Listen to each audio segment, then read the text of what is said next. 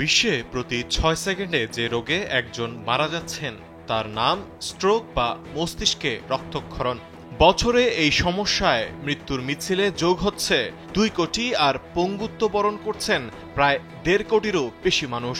এমন অবস্থায় কম বয়সীদের নিশ্চিন্তে থাকার কোনো উপায় নেই বলে জানিয়েছেন বিশেষজ্ঞরা। স্ট্রোক মস্তিষ্কের এক জটিল রোগ। এই রোগে মৃত্যুর ঝুঁকি থাকে।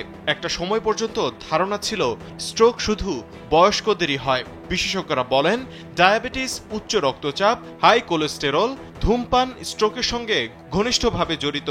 এই সমস্যাগুলো আগে বেশি বয়সে হতো বলে বয়স্ক স্ট্রোকের রোগী বেশি পাওয়া যেত। 1 মিনিটে নগদ ইসলামিক অ্যাকাউন্ট খুলতে ডায়াল করুন *167#। সম্প্রতি এ ধারা পরিবর্তন হয়েছে। এখন কম বয়সেও দেখা যাচ্ছে স্ট্রোক।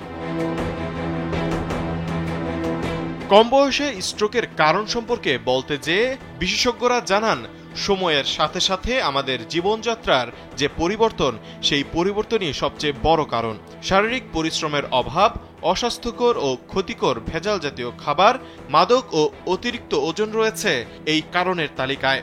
এই স্ট্রোক আসলে ইয়াং এজেও হচ্ছে, স্পেশালি ডেভেলপিং কান্ট্রিতে।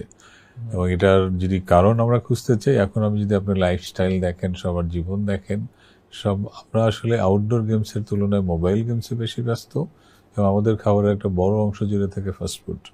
এই দুটো মিলে আসলে আমাদের লাইফস্টাইলটা বা যেই খাবার আমাদের জন্য, বডির জন্য ভালো বা যেটা স্ট্রোক থেকে আমাদেরকে দূরে রাখবে, সেরকম খাবার থেকে আসলে আমরা দূরে সরে যাচ্ছি।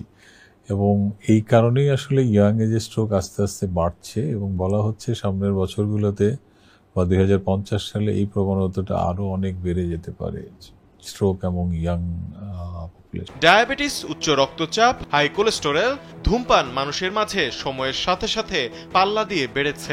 অসংক্রামক এই রোগগুলো স্ট্রোককে কাছে ডেকে আনে। যাদের এ সমস্যাগুলো থাকে তাদের এ ধরনের স্ট্রোকের ঝুঁকি বেড়ে যায়। এখন অনেককেই কম বয়সে এসব রোগগুলোতে আক্রান্ত হতে দেখা যাচ্ছে। আবার কিছু রোগ জন্মগত ও বংশগত হতে পারে। সেসব রোগ অল্প বয়সেই প্রকাশ পায়। মস্তিষ্কে রক্তক্ষরণ হয় বেশিরভাগ ক্ষেত্রে অনিয়ন্ত্রিত উচ্চ রক্তচাপের কারণে। আবার মাদক সেবনেও এরকম উচ্চ রক্তচাপ দেখা দিতে পারে। তাছাড়া রক্তনালীর বিভিন্ন গঠনগত পরিবর্তন ও জটিলতা থেকেও অল্প বয়সে স্ট্রোক হয়ে যায়। নিয়ম মেনে জীবনযাপন করাই এই রোগ প্রতিরোধের একমাত্র উপায় বলে মত বিশেষজ্ঞদের। স্ট্রোক আসলে অনেক ভয়াবহ অসুখ। এটা আপনি নিজেই যদি দেখেন, আপনার বাসার আশেপাশে, আপনার মহল্লায় বা গ্রামের আশেপাশে অনেক স্ট্রোক রোগী পাবেন যারা অবশ্যই আছে, বা এদের অনেকে হয়তো মারাও গিয়েছেন, খুঁজলে পাবেন। তো এইটা খুব সহজ।